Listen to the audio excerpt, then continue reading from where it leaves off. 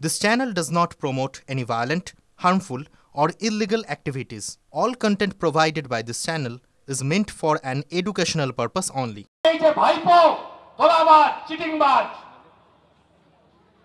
এই ভাইপো 7 লাখ ভোটে নাকি জিতেছে। আপনি জানেন 900-র বেশি বুথে সেলোটেপ লাগানো ছিল, 8 জন করে পোলিং এজেন্ট, জাহাঙ্গীর বাহিনী। আপনি যদি গিয়ে ভিতর থেকে চিৎকার করেন যে আমি পদ্ম ফুল বা অন্য কোনো প্রতীক খুঁজে পাচ্ছি না, বেরিয়ে এলেই মারবে স্বাভাবিকভাবে। আবার যদি নাও টেপেন, শব্দ না হয় তাও মারবে। এই করে 7 লাখ ভোটে জিতেছে। ওনার দলের নেতা অনুরাগ ঠাকুর আগের দিন এই একই বিষয় নিয়ে প্রেস কনফারেন্স করেছিলেন। অভিষেক বন্দ্যোপাধ্যায়ের প্রতিনিধি অনুরাগ ঠাকুরের বাড়িতে গিয়ে যেই তথ্য তুলে তিনি অসঙ্গতির কথা বলেছিলেন, সমস্ত তথ্য সম্বলিত ভিডিও ডেটা তার বাড়িতে পৌঁছে দিয়েছেন।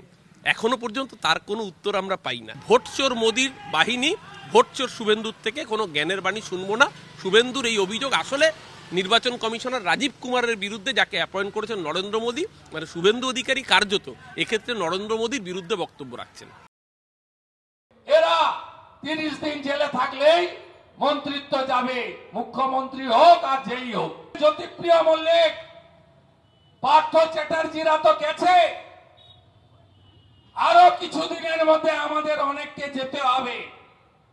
এই মুখ্যমন্ত্রী জানে পরিবর্তনের সরকার এলে এই মুখ্যমন্ত্রী যা যা কাণ্ড করে গেছেন তার সব তথ্য ডকুমেন্ট আমাদের হাতে আছে। আমরা মানুষের মনোভাবকে সম্মান দিয়ে বলছি, বদলও হবে, বদলাও হবে।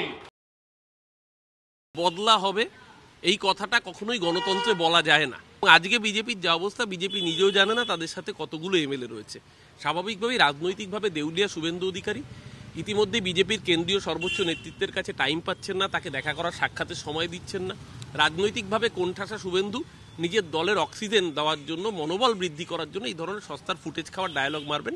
তাতে অবস্থার ইতর বিশেষ বদল হবে না। শ্রমিক ভট্টাচার্যের নেতৃত্বে পুরনো বিজেপিরা আবার ফোরফ্রন্টে আসায় এই তৎকাল বিজেপি, নব্য বিজেপি এবং ধান্দাবাজ বিজেপি শুভেন্দুর নেতৃত্বাধীন তারা ইতিমধ্যেই বিজেপিতে কোণঠাসা, আরো আগামী দিন কোণঠাসা হবেন।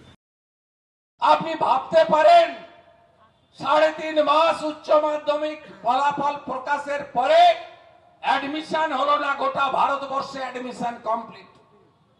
জয়েন্টের রেজাল্ট বেরোলো না, এমবিবিএস এর ভর্তি বন্ধ। এরা 1000 কোটি টাকার বেশি কামিয়ে নিল এই 2-2.5-3 মাসে। আর ওই 1000 কোটি তো একা খায়নি, তার ভাগ তো হরিশ মুখার্জি, হরিশ চ্যাটার্জি স্ট্রিটে গেছে।